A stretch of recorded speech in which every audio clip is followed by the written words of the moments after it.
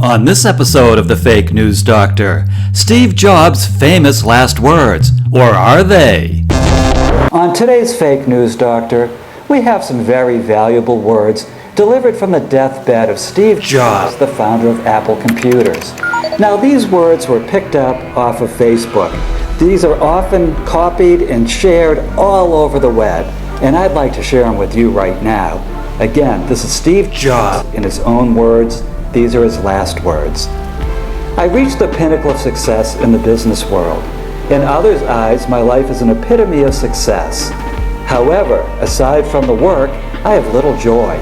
In the end, wealth is only a fact of life that I am accustomed to.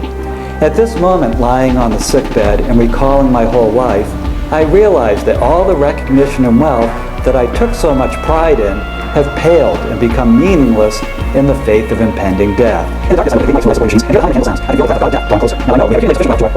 We should pursue other matters that are unrelated to wealth.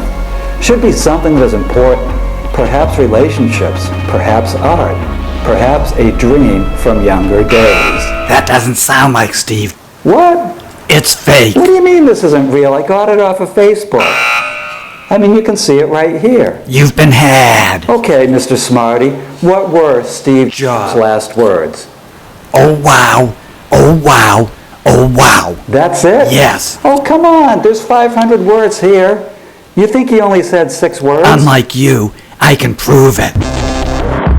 So, Mr. Bones, what makes you suspect these are not Steve Jobs' final words? First of all, as a skeleton with experience, I can tell you no one can say 500 words at their deathbed.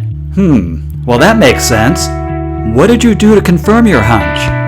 All I did was go to Google and put in the terms Steve Jobs' last words, and a bunch of articles showed up that said his last words were, oh wow, oh wow, oh wow.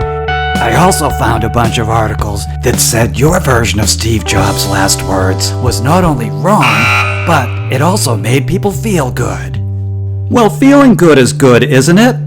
Well, no. As a matter of fact, it's not. Not if you're using fake news, false information to make people feel good. It changes the person's identity and it changes history. Prove it. I will. What are we doing at the Lincoln Memorial? You're taking a quiz. Goody, I love quizzes. You're crazy. Let's get started. Who said, give me liberty or give me death? You did.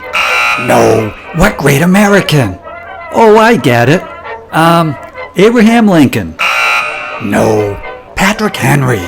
Who said, a house divided against itself cannot stand? Patrick Henry? No, Abraham Lincoln. Who said the only thing we have to fear is fear itself? Abraham Lincoln? No, Franklin Roosevelt. Who said, I have a dream? Abraham Lincoln. No, Martin Luther King. Who said, I am not a crook? Well, I'm not. Oh, I give up. Can you see the point I'm trying to make? Whether they make you feel good or not, getting quotes right matters. So really what we have here is another internet fraud. Now, this is posted all over the place, Steve Jobs' last words. A lot of people that I've discussed this with who have posted it will defend it. They actually say they posted it because it sounds good. It sounds like something Steve Jobs should say at the end of his life. The problem is, he didn't say it. And when you post something like this, you are putting the words into a dead man's mouth. That's he can't respond. Not only that, but you're changing history. And when you change history, it starts to accumulate, and then people can't tell truth, fact, fiction, falsity. You can't tell what's right and what's wrong. So when you see Steve Jobs' last words, move on. And if one of your friends posts it, tell him it's not true. His last words were, oh wow, oh wow, oh wow. It wasn't a 500-word poem. And you know, when you really think about it, who in the world could speak 500 words on their deathbed? I've heard that Not before. me. I'm going out with a bang. So until the next fake news doctor, please delete this kind of stuff, and we'll see you in the next episode.